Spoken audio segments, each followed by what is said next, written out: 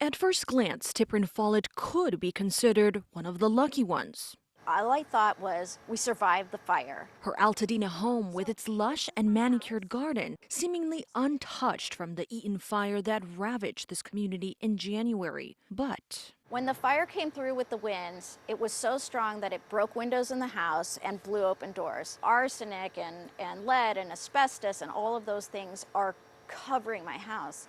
then the wildfire cleanup began, but just steps away from her front yard.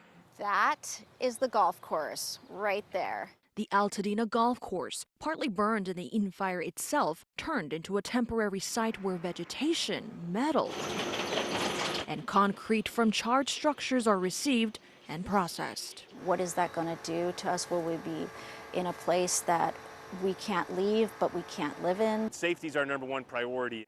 Brigadier General William Hannon from the Army Corps of Engineers has led the cleanup efforts for the Eaton and Palisades fires. We use the wet method, so we keep all the dust down and we want to keep everything down so we don't get that in the air. We have air monitors that are located on the 4 areas around the golf course here, and those stats are live streamed to the website. Hannon said more than 400,000 tons of debris have been processed. As for what's not brought to the golf course, the toxic materials are sorted at the properties themselves and are taken to a separate landfill.